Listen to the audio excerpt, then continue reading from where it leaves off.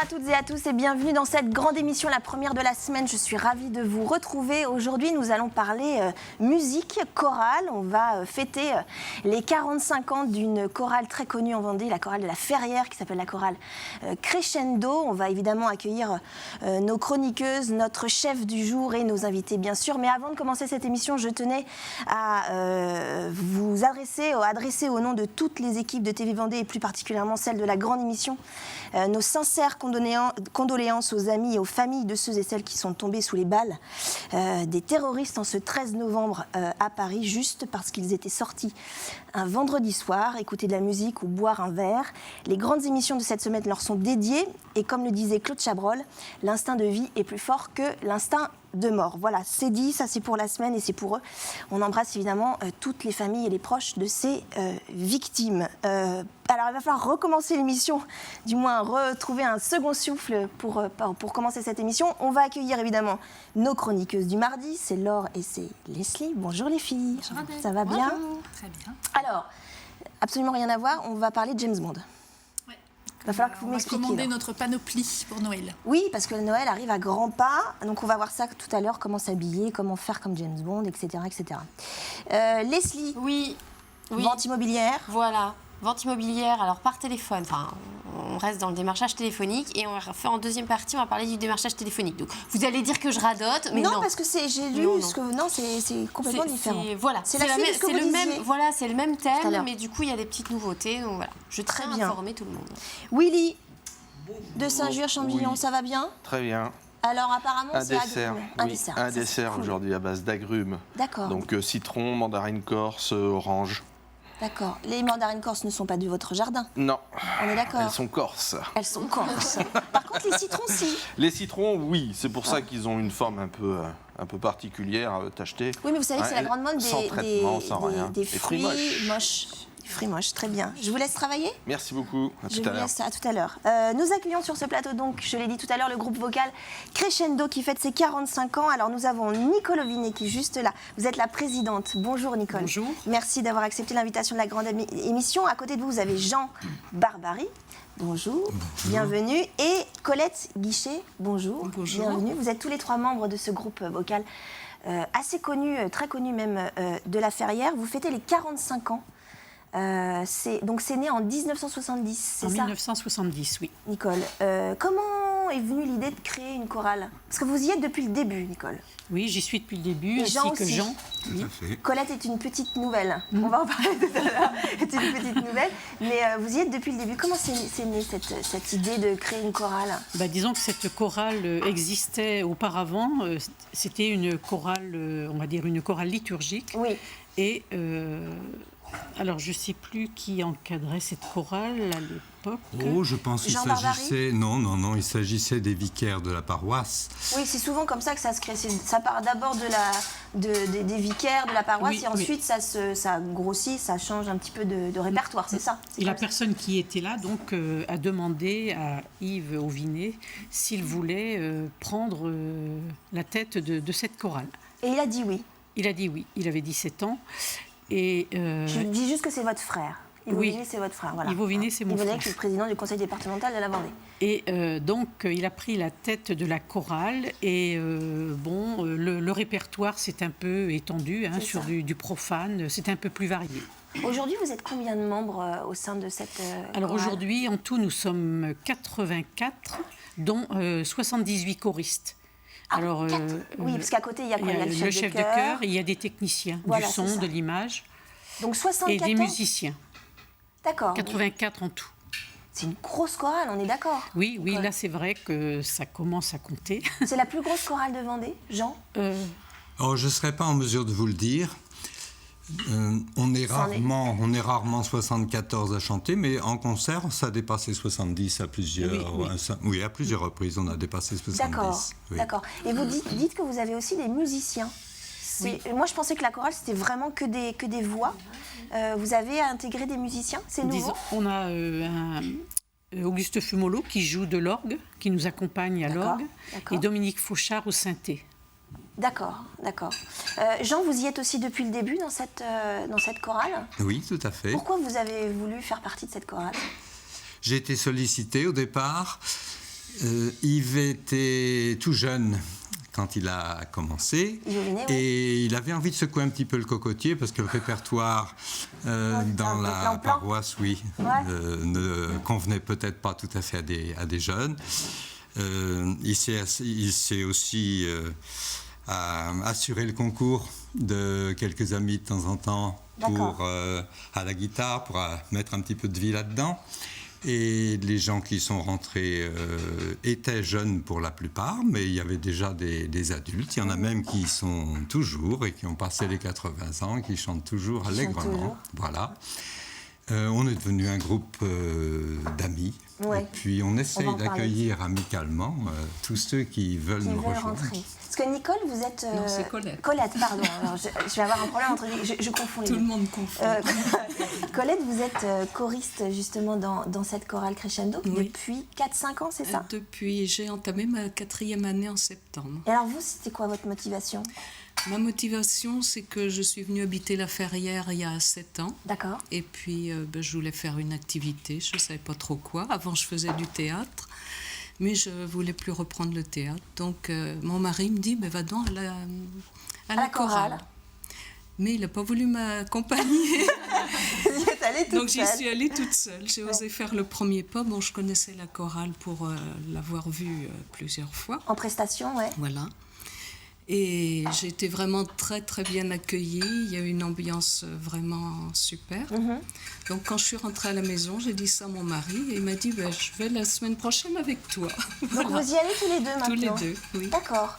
Il y a autant de femmes que d'hommes dans la chorale, Nicole? Il y a plus de femmes. Il y a plus de femmes? Oui. La parité n'est pas respectée? Pas tout à fait. Non. C'est plus compliqué de recruter des ténors particulièrement. Vous êtes ténor, Jean? Oui. Vous êtes alto chacune, mais vous êtes ténor. Pourquoi c'est plus compliqué, Nicole? Je ne sais pas. Je ne sais pas, est-ce que... Il y a une explication à ça? Je ne saurais dire. Bon, c'est une tessiture un petit peu plus élevée que les tessitures de basse. Notre pupitre de ténor ne regroupe pas beaucoup de véritables ténors en matière de tessiture. Moi, je suis plus baryton que ténor. Mais étant donné qu'il en manque toujours, eh bien, on fait l'effort. Je crois que c'est plus difficile de placer sa voix en tant que ténor et d'éviter d'avoir une voix dure. Et puis c'est vrai qu'on est amené à monter un peu. Il faut aller chercher les sons. Oui, il faut aller chercher les sons. On va parler justement de la place, de vos places au sein d'une chorale, parce qu'il ne faut pas forcément avoir énormément être un musicien hors pair ou faut juste savoir chanter, avoir peut-être une bonne oreille pour faire partie de la chorale. On va en parler tout à l'heure, mais d'abord on va parler James Bond avec Laure.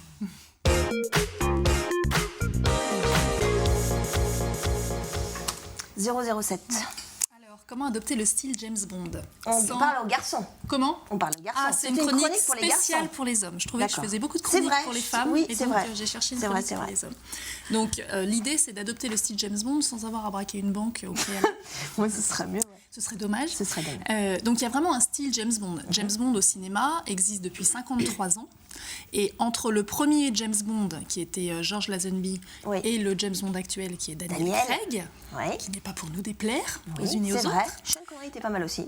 Oui, enfin, ils étaient tous plutôt pas mal dans l'ensemble.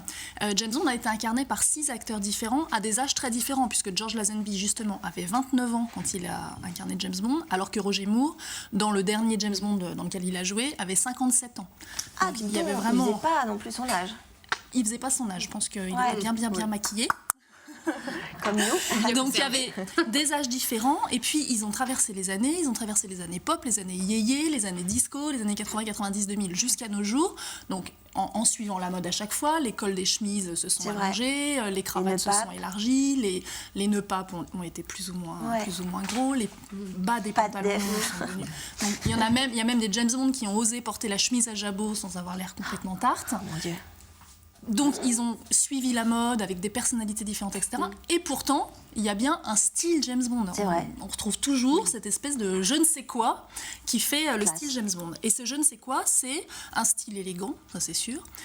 Élégant et décontracté à la fois. Élégant, décontracté et sexy à la fois. Ouais. C'est ça, c'est le style James Bond. Alors, comment faire? C'est ça. Comment faire? James Bond, en tout cas dans le dernier James Bond, porte un costume Tom Ford. C'est pas la peine d'investir dans un costume Tom Ford. Non, parce que vous savez le prix d'un costume Tom Ford. C'est pour ça que je précise que c'est pas la peine. On peut tout à fait trouver des costumes dans des boutiques ici à La Roche-sur-Yon ou en Vendée, qui soient bien aussi et qui ne soient pas des Tom Ford. En revanche, il faut quand même respecter certaines petites règles pour bien porter le costume, parce qu'on peut aussi porter un costume Tom Ford et ne pas ressembler à James Bond. C'est sûr. Ça suffit pas. C'est sûr. Donc le costume de James Bond, déjà, il est sobre. James Bond, c'est quand même un agent secret, donc il se balade pas avec des chemises à fleurs. Et donc le costume est sobre, noir, gris, bleu nuit, éventuellement en smoking blanc pour les grandes occasions. Mais en tout cas, forcément uni. Pas de rayures, pas de prince de Galles, pas de veste créative, pas de tissu brillant, sobre. Ensuite, il faut donner l'impression, et là on arrive au côté sexy, qu'on a une morphologie en V. Quand on dit qu'on a vu un bel homme dans la rue, on dit qu'on a vu un bel homme. On ne dit pas qu'on a vu un bel homme. D'accord. Ni un bel homme, ni un bel homme. D'accord. Vous avez compris ? Et donc, pour ça, soit on est déjà en V parce qu'on est sportif, parce qu'on a la chance d'être comme ça, soit on peut se créer une morphologie, une silhouette comme ça. Donc il faut mettre... Comment on peut tricher alors ? Donc on peut mettre des épaulettes suffisamment droites pour pas avoir les épaules qui tombent, mais qui soient quand même bien ajustées pour pas avoir un costume trop grand. Un costume cintré, mais ça tombe bien parce que c'est plutôt la mode de mettre des costumes cintrés. Soit il est cintré dans la forme, soit il est cintré grâce aux boutons. Il faut mettre un costume avec 2 boutons et on ne ferme que le bouton du haut. Qui doit se situer à 2 cm au-dessus du nombril. Il faut respecter son double décimètre pour aller chercher. Non, mais si on veut être élégant avec un costume, il faut quand même respecter les règles.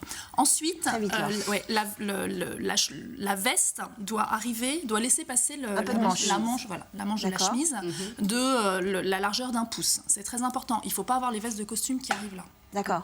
Le pantalon doit casser au niveau des chaussures. Ouais, ok. Il ne faut pas hésiter à avoir un pantalon, même un peu court. On doit pouvoir voir les chaussettes quand on croise les jambes. Ah bon ? Voilà. Je parlerai des chaussettes tout à l'heure. Voilà. Et plus on est, dernier petit élément, plus on est large de carrure, plus il faut avoir un revers large. Sinon, ça fait le look videur de boîte de nuit avec des énormes épaules et puis un petit revers là, étriqué. Ok. Voilà. Ah oui, d'accord, je savais pas ça. D'accord. Et je savais pas le petit bouton non plus. Bon, très bien. On continuera tout à l'heure. Oui, je vais noter des trucs pour Noël. Nous, on va retrouver tout de suite notre James Bond à nous. Il fait des desserts avec des agrumes. Comme ça.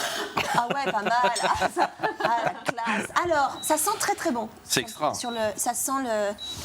Je viens juste de presser mes citrons. Les citrons, d'accord. Combien de citrons ?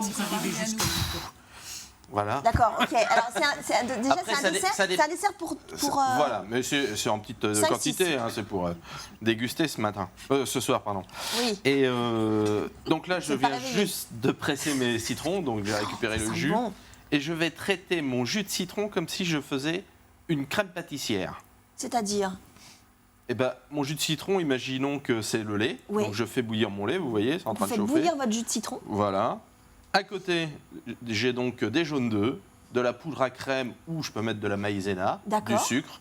Et je vais réaliser ma crème citron comme si c'était de la crème pâtissière. Canon. Pour avoir quelque chose de très onctueux, je mettrai un morceau de beurre à la fin et on va avoir quelque chose qui va bien enrober la bouche, bien gras. Vous voyez, ça boue ? Ça boubou. C'est génial. Ça boubou. En parlant. Et vous mettez ça dans votre... Je mélange sur mes œufs. Ah oui, donc vous mélangez le jus maïzena. À l'extérieur. Voilà, et regardez, je vais tout remettre à cuire, je vais fouetter pour que ça épaississe. Et tac. Et là, j'ai une crème citron que je peux même utiliser pour mettre dans une tarte. Oui, c'est ce que j'allais dire, dans une tarte. Il existe 36 recettes, hein, mais celle-ci, c'est sans doute la plus simple à réaliser chez vous. Et vous voyez, donc ma maïzena va épaissir et je vais avoir une crème pâtissière. Une crème pâtissière sans œufs, c'est prêt. Vachement bien. Hop. Vous avez fini votre recette là ? Ouais. Non, je rigole. On se revoit tout à l'heure. Ouais, c'est super, ça, c'est une très bonne idée. C'est génial, tout bête, c'est simple, en fait. c'est efficace. Merci Willy, on se revoit tout à l'heure. C'est la fin de cette première partie. On se retrouve juste après une courte pause pour parler de Crescendo.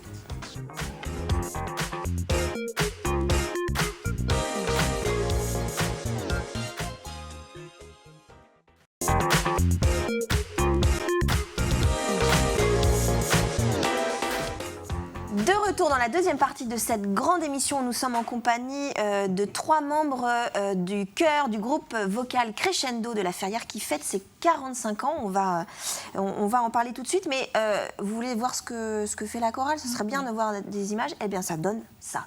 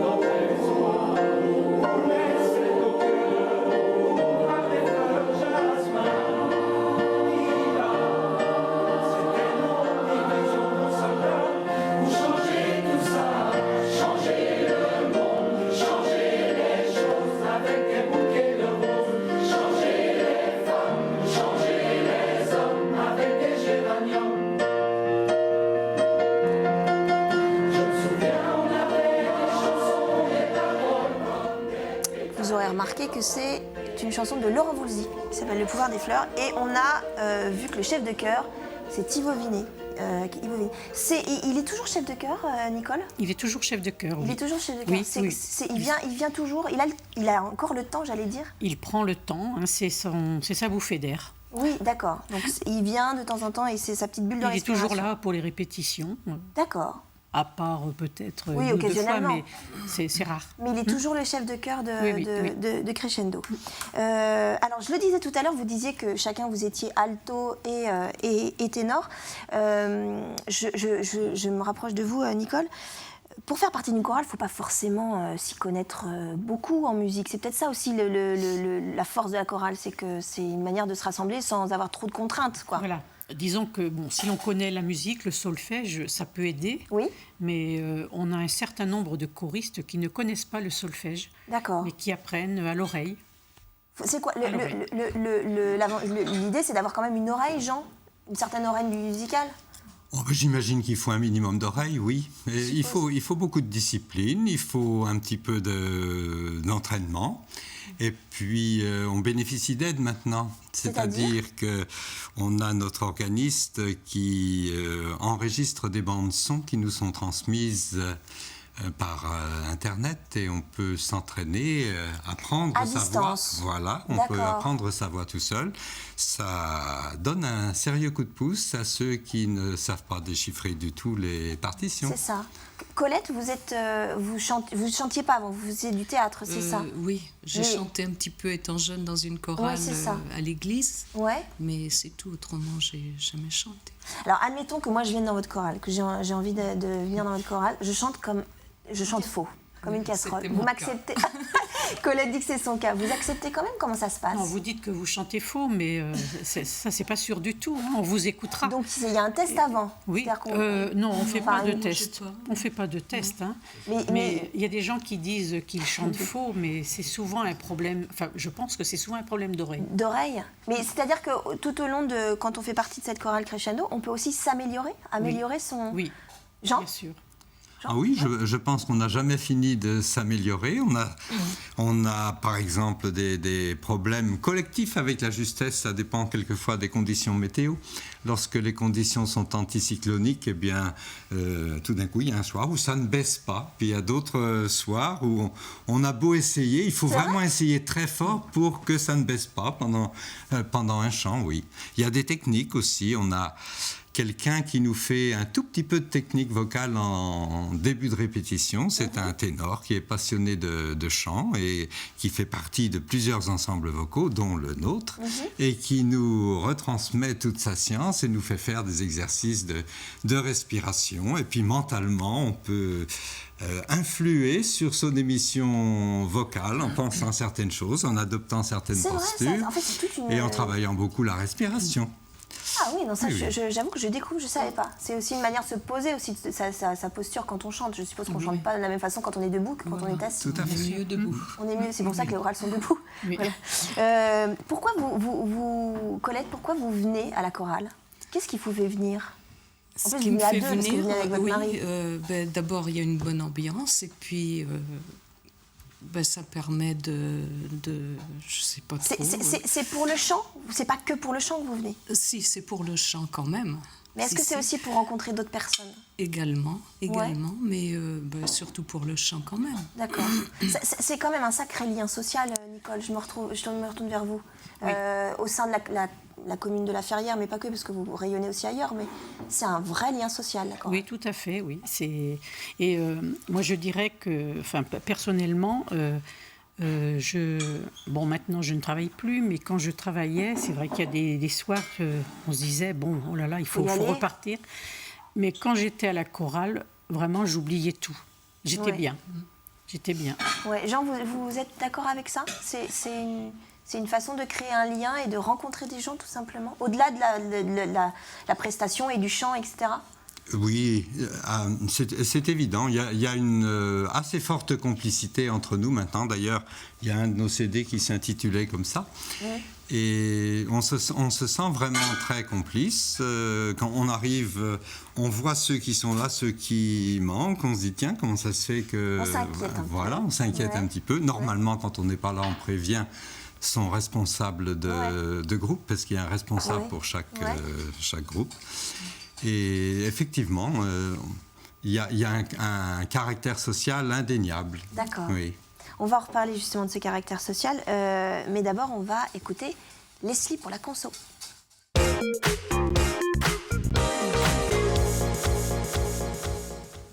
Alors que Willy fouette. Alors Leslie, je rappelle que vous êtes juriste à l'UFC Que Choisir, voilà.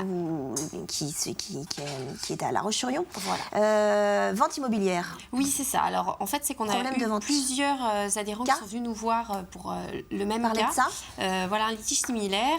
Leur maison est en vente. Ils nous ont expliqué que leur maison était en vente donc, sur des sites de particulier à particulier. Oui. Ils ont été contactés par téléphone, par une société, ceux qui se présentent comme une société pouvant les aider à vendre la maison. Enfin voilà, ils se proposent de mettre l'annonce de la maison sur des sites, alors toujours entre particuliers, mais sur des sites, voilà. Donc de multiplier la visibilité. Européen, au niveau multiplier la visibilité, c'est ça. Ils annoncent en plus qu'ils ont un acheteur très intéressé par la maison, que la vente est quasi faite. Quasi faite, d'accord. Que là, ils ont juste à payer 500 €, alors la somme varie, hein, mais... De frais ? Voilà, 500 € de frais pour, vous voyez, le dossier, la mise en relation, machin, truc muche, blablabla. Les gens donc payent les 500 € et payent les 500 €. La vente, la visite de la maison est organisée. Comme par hasard, désistement. Le jour d'avant, voilà, désistement, la personne n'est plus disponible. En fait, elle a changé d'avis, elle ne veut plus acheter la maison. Donc, alors, dans certains cas, enfin, la plupart du temps, la personne qu'ils ont au téléphone annonce que si la vente finalement ne se fait pas, les 500 € seront remboursés. Oui. Donc, les personnes, après le coup de téléphone, reçoivent le contrat. Hein, et on a vu plusieurs cas de figure. Donc, dans certains cas de figure, dans le contrat, il était notifié qu'effectivement, les 500 € étaient remboursés si jamais il n'y avait pas de vente dans les 3 mois, 6 mois, 1 an.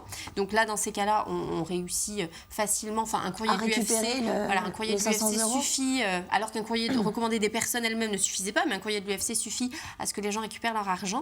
Et sinon, on est obligé d'appuyer, de taper un petit peu plus fort, parce que là, on est clairement sur des pratiques commerciales trompeuses. On ment pour pouvoir obtenir une signature. Donc, je rappelle que les pratiques commerciales trompeuses, ça peut, peuvent être sanctionnées par 300 000 € d'amende et 2 ans d'emprisonnement. Ah bah oui, ça pique un peu. Ça pique un peu les yeux. Oui, mais bon, il faut bien que ce soit je suis tout à fait d'accord avec vous. Hein, d'accord. Donc, dans certains cas, on a demandé de prouver la réalité de la prestation parce que les 500 € de remboursement n'étaient pas toujours prévus dans le contrat. Donc, il faut trouver d'autres arguments pour récupérer dans un cas, notamment pour une dame, j'avais demandé à la société de prouver qu'ils avaient réellement mis la maison sur leur site, tout ça. Donc, ils nous avaient envoyé leur joli fascicule. Enfin, bref. Les dates ne coïncidaient pas. Donc, clairement, il y avait eu un abus, il y avait eu un montage. Voilà. Donc, là, dans ces cas-là, ça s'est réglé très vite. Et sinon... Je vous coupe, Leslie, mais dans ce cas-là, cas-là, avec les 500 €, quand ils ont la somme et qu'ils désistent la visite, ils n'enlèvent pas tout de suite l'image de la vente, enfin le visuel de la vente sur les différents sites? Ben non, parce que si la vente est annulée, la maison, il faut bien qu'elle soit proposée comme ils sont un peu dans à la vente. Mais souvent, la maison n'y est même pas sur le site internet. C'est ça, oui, c'est ça. C'est que la vie, elle n'est même pas visible. C'est pour ça que je parlais d'une autre argumentation, où on leur demandait de prouver. Et je vous dis, j'avais même eu les copies des pages internet où les dates ne coïncidaient pas du tout. Donc c'était vraiment du n'importe quoi. Donc, et je rappelle que les pratiques commerciales trompeuses, quand vous êtes victime de pratiques commerciales trompeuses, vous pouvez porter plainte auprès de la direction départementale de la protection des populations. Ah oui. D'accord. C'est vraiment l'organisme qui est chargé, la DDPP, voilà, l'ancienne répression des fraudes. C'est ça. Voilà. On peut porter plainte. Qui est vraiment chargé de réunir les témoignages et de sanctionner ce type de pratique. D'accord, ok. Voilà. On verra dans la troisième partie de l'émission les problèmes de démarchage téléphonique. Oui. Encore. Oui. Là, vous n'avez que ça en ce moment. Ah oui, on est d'accord. Énormément. Là, d'ailleurs, le problème dont je viens de parler, c'était encore du démarchage téléphonique. C'est une formule différente, mais ça reste du couper les téléphones. Malheureusement. Merci Leslie. Willy, on fait un petit point. Oui. Oh, ça commence à être joli. Donc là, vous êtes en train de... Peler à vif les mandarines. Peler à vif les mandarines. Les pauvres. Oui, j'explique. C'est de la poésie. Vous savez, quand on mange une orange, donc on a une membrane blanche sur les différents quartiers, sur les autres fruits aussi d'ailleurs. Hein. Et donc pour ne pas être embêté gustativement et puis que ça soit beaucoup plus appréciable en bouche, donc je pèle à vif, c'est-à-dire que j'enlève toute la peau avec un couteau, ce qui va me permettre de voir la chair, vous voyez, de la mandarine. Comme ça, et de la couper en et donc quartier. entre chaque membrane, c'est beau. Voilà, et comme ça on a un fruit, on n'a que de la pulpe. On n'a que le fruit. On n'a pas du tout de membrane en bouche. D'accord, ok. La petite chose désagréable qu'on va laisser donc ça, sur le bord de l'assiette. Vous allez faire ça dans chaque assiette? Alors au fond de l'assiette, je vais y mettre donc la crème citron que j'ai réalisée devant vous. Je vais y déposer dessus mes segments de mandarine. Ouais. Je vais émulsionner un jus d'orange. Ça, on verra ça sur la dernière partie, je vous expliquerai. Et puis voilà, on aura une assiette tout agrumes. Oh, super. C'est génial. Ouais. Et en fait, c'est tout simple. Mais oui, et puis c'est un dessert de saison, on utilise les produits de saison. C'est vrai. On peut y ajouter, si on le souhaite, une crème glacée ou un sorbet exotique, quelque chose comme ça. Une crème vanille aussi, ça peut? Pourquoi pas? Pourquoi pas? Pour une fois que j'ai une bonne idée en cuisine. Merci Willy. Je voulais la sortir, celle-là. Je la prépare depuis 15 jours.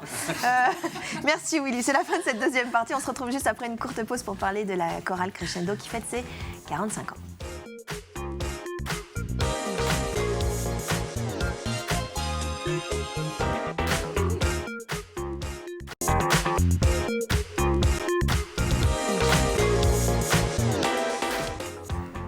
De retour dans la troisième et dernière partie de cette grande émission consacrée au chant vocal, à la chorale plus spécifiquement de Crescendo qui fête ses 45 ans, une chorale qui se situe sur la commune de la Ferrière. Nous sommes en compagnie de Nicole Ovinet, Jean Barbary et de Colette Guichet, de Leslie et de Laure côté chroniqueuse et de Willy qui est en train de nous préparer un dessert, succulent dessert aux agrumes, ça sent très très bon.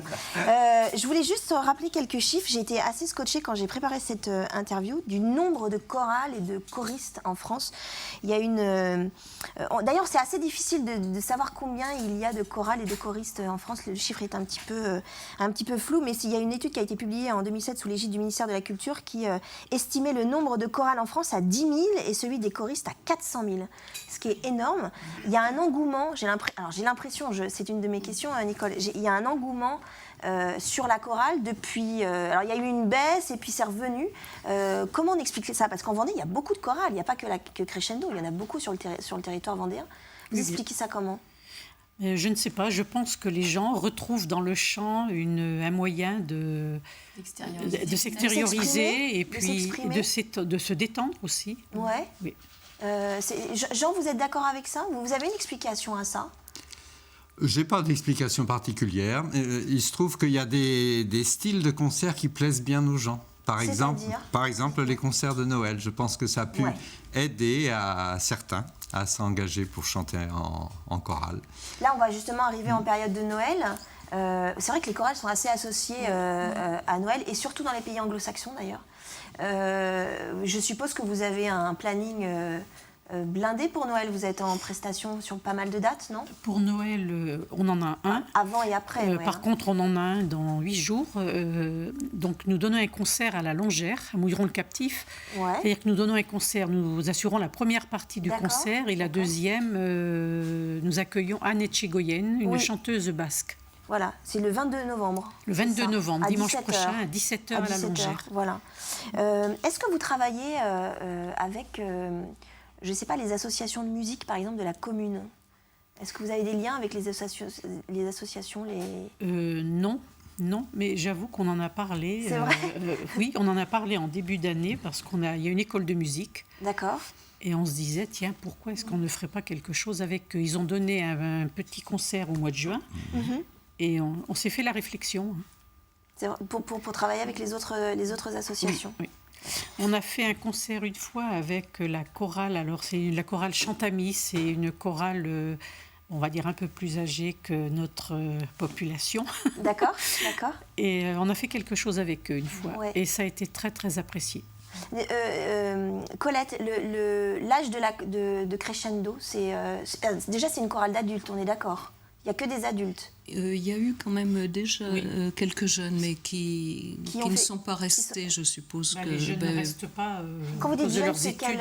oui, c'est parce qu'ils avaient 18 ans, c'est ça? Voilà. Oui, voire moins, mais il arrive un moment où ils sont obligés de partir, ou alors le répertoire ne leur convient pas. Donc là, on n'est plus sur une chorale d'adultes, on est d'accord. Il y a de plus en plus de chorales de jeunes, justement, qui se montent. Alors, je vais peut-être... enfoncer une porte ouverte, mais est-ce que c'est l'effet des choristes, le film Les choristes, vous pensez? Qui date de 2004 déjà. Je ne sais pas. Mais il y a eu, est-ce que l'engouement... Vous disiez dans les coulisses tout à l'heure que depuis 10 ans, il y avait un engouement, justement. Ça correspondrait peut-être avec le film? Je ne sais pas si ça correspond à la sortie de ce film-là. Mais c'est vrai qu'il y a des chorales plus jeunes. On l'a observé un peu lors du rassemblement fin mai 2015 au Vent d'Espace. Oui, je me souviens plus. Oui, avec toutes les chorales qui se sont rassemblées. Oui. Et il y avait des chorales. C'était Vogue les Chœurs. Voilà, pardon. Et il y avait des chorales plus jeunes, oui. Ce serait une envie de fonder une chorale jeune aussi sur la commune? Nous avons essayé. Nous avons eu une chorale jeune. Enfin, c'était des enfants plutôt. Mais ça n'a pas tenu. Ça n'a pas plu. Non. D'accord. On va en reparler. Juste, on va refaire un point sur James Bond quand même. C'est nécessaire. Alors, on était sur le costume. Alors, on a parlé du costume. On va parler de la chemise. Oui. La chemise de James Bond est blanche. Il faut mettre quelque chose dessous. Elle est blanche forcément, elle n'est pas bleu ciel, elle n'est pas... Elle est blanche. Et une chemise blanche doit être blanche. Immaculée. Pas grisâtre au col, pas jaunâtre sous les aisselles, pas rosâtre parce qu'on l'a lavé par mégarde avec notre t-shirt rouge fétiche. Okay. Non, blanc immaculé. Ok. Et par pitié, pas de chemisette. James Bond ne met pas de chemisette avec son costume. Il faut que la manche... avec un costume, on ne met pas de chemisette. Si on veut être élégant, on met une chemise. Tu mets que le bout. Ensuite, la chemise, pour être sexy, doit elle aussi être cintrée. Oui, mais il y avait des manchettes avant. C'est pour ça que je dis ça, il y avait des manchettes avec le bout. Des manchettes et des cols, pour avoir bien que ce soit bien blanc. Ça existait. Oui, alors donc la chemise doit être elle aussi cintrée. D'accord. Si on a un petit peu d'embonpoint et qu'on ne peut pas se permettre de mettre une chemise cintrée, il existe des chemises semi-cintrées. C'est-à-dire qu'elles sont cintrées sur les côtés et elles ont un soufflet derrière qui permet de laisser de la place à l'embonpoint. Comme les vestes. Le pantalon doit être fuselé près du corps. J'ai dit qu'il doit casser sur la chaussure, il ne doit pas être trop long. Et quand on s'assoit, on doit voir les chaussettes. Les chaussettes. Oui, mais alors, je trouve ça pas super beau, moi, de voir les chaussettes à un costume. Enfin, je me retrouve... chaussettes à pois jaunes, mais c'est moche. Non, mais les chaussettes doivent être noires et longues. Elles peuvent pas être rouges. Alors, pas James Bond. Ah oui, pas James Bond, c'est vrai. Si on veut avoir un style créa, François Fillon, mais à ce moment-là, on n'est pas James Bond. Là, on est vraiment sur le costume de James Bond. Si on veut être élégant et... Donc noir. Voilà. Donc, des chaussettes noires, pas de chaussettes blanches. D'accord. Surtout pas de chaussettes de sport. Non, mais on en voit tellement. Mais on en voit tellement. D'accord. Voilà. Les chaussures de James Bond sont des Church. C'est-à-dire, ça coûte 1 500 € la paire. Donc on n'est pas obligé. On peut mettre des chaussures. Voilà, on peut péter son PEL. C'est des belles chaussures. Ce sont des belles chaussures, mais il faut quand même... C'est des sortes de derby, quoi. Ce qu'il faut, des Richelieu. Pardon, excusez-moi. Excusez-moi, mais bon.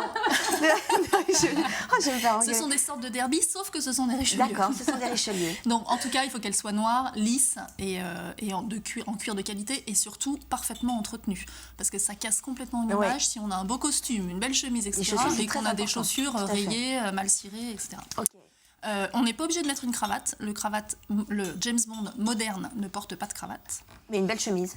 Mais une belle chemise. Si on veut vraiment mettre une cravate, on peut, pourquoi pas, mais c'est pareil, il faut éviter les cravates très créatives avec des petits dessins, ou des gros dessins, ou des couleurs vives. Non, les cravates en bois aussi.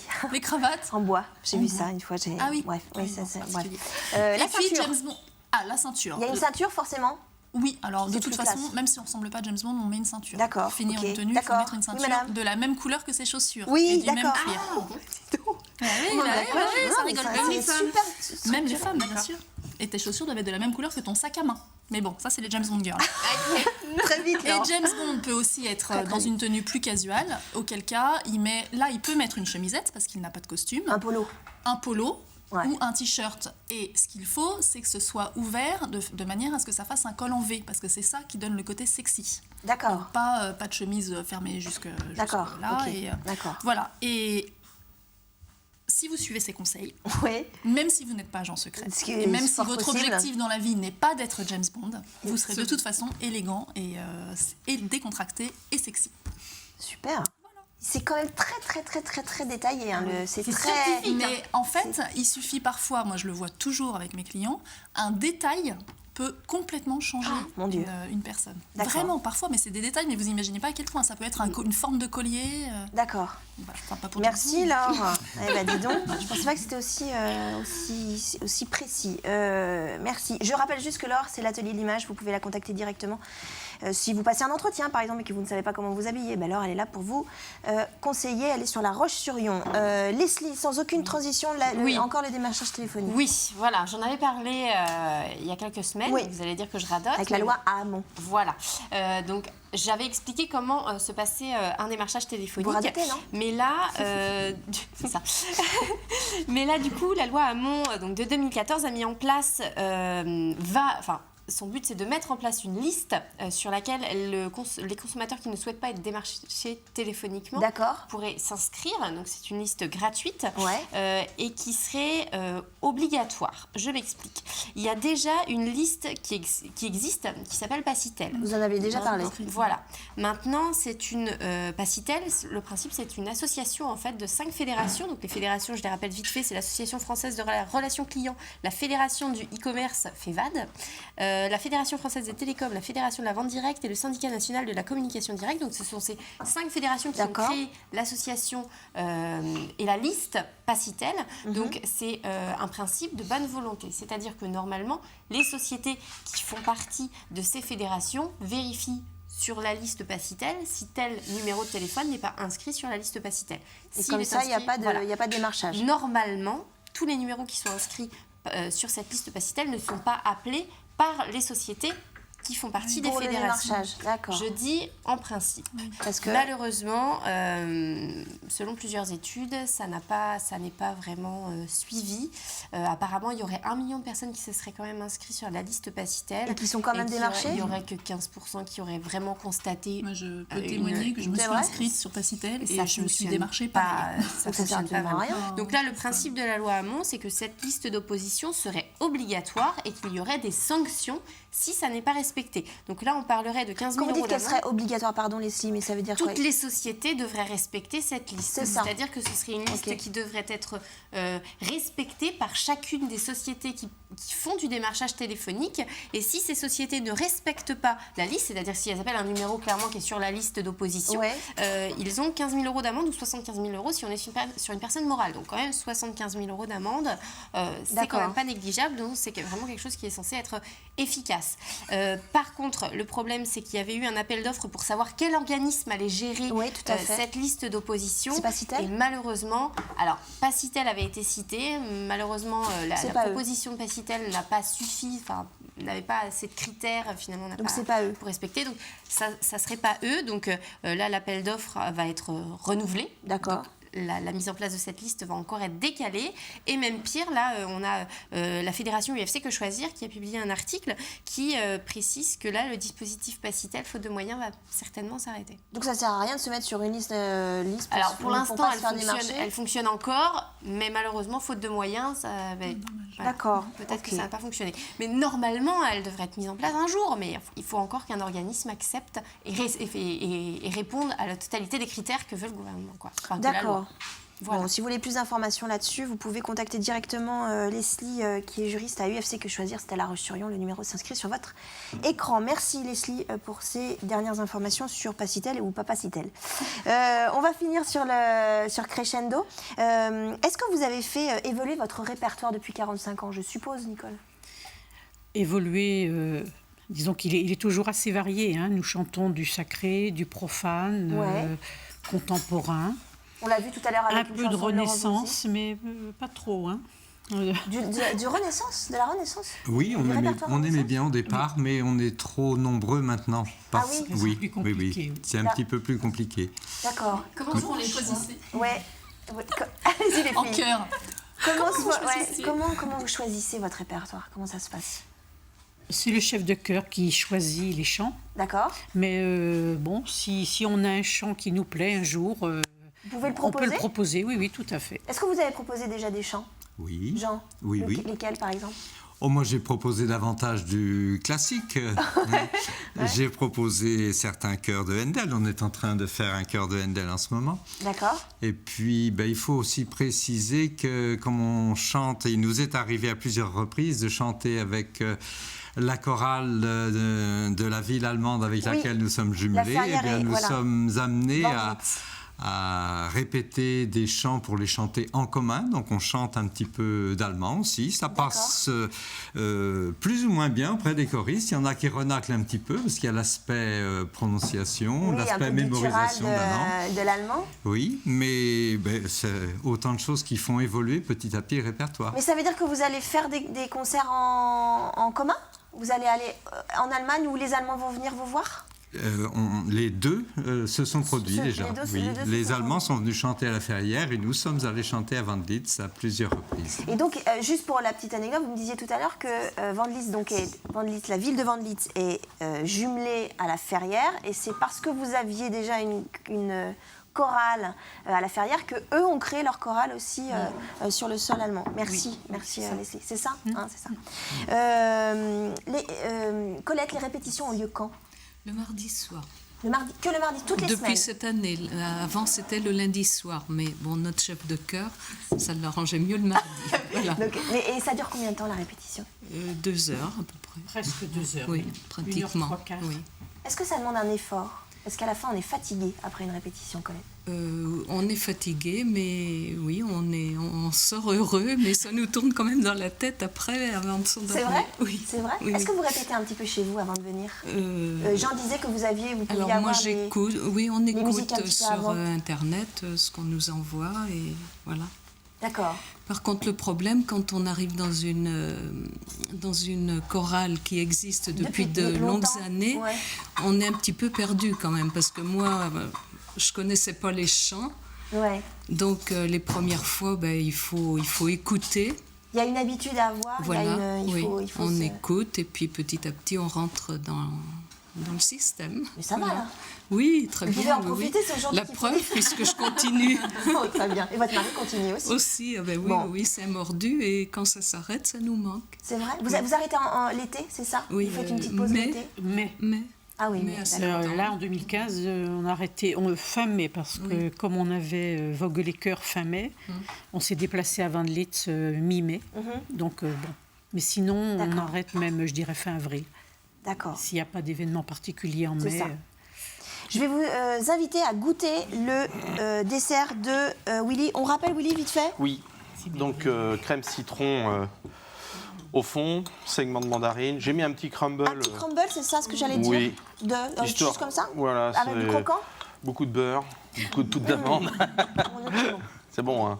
C'est extra. C'est incroyable. Et puis une petite émulsion de jus d'orange. Très ça sent, enfin je sais pas ce que vous en pensez, mais c'est excellent. Et le petit croquant, oui. Ouais. Ça aurait manqué. Oui, ça aurait manqué parce qu'on aurait eu quelque chose en bouche de très uniforme. Et on a tout de suite le goût de la goutte, tout de suite en bouche, c'est incroyable. Oui. C'est vraiment excellent. Vraiment. Oui. On repart avec la recette. Ah ben forcément. Bien sûr. Et avec Willy aussi, vous repartez. Comme ça. Willy, je rappelle, c'est le... Et vous pouvez aller à son restaurant, parce qu'il a un restaurant à Saint-Georges-Changillon. Ça s'appelle le Saint-Georges et on ne m'en a dit que du bien. C'est pour vous dire que je fais votre pub. Mais bien sûr, vous connaissez. Mais je ne connaissais pas Willy. Eh bien, c'est Willy, c'est le chef. En tout cas, il est à la carte, le dessert? Non, du tout. C'est juste pour nous. Oui, c'est juste pour vous. Oh, c'est adorable. Merci, Willy. Je ne saurais vous conseiller que d'aller le voir dans son restaurant à Saint-Juir. Merci beaucoup, c'est la fin de cette émission. Bon anniversaire à Crescendo, bon courage pour les prochaines dates. Je rappelle que vous êtes le 22 novembre à Beaupuy. Et puis vous avez aussi des prestations en début d'année pour fêter un petit peu. Le 20 décembre. Et le 20 décembre, un concert à Jars-sur-Mer, l'église de Jars-sur-Mer à 15h30, 15h ou 15h30. 20 décembre, juste avant les fêtes de Noël. Merci les filles, à la semaine prochaine. Merci Willy, à très bientôt. À bientôt. Je mange mon dessert et je vous souhaite une très très belle soirée sur TV Vendée.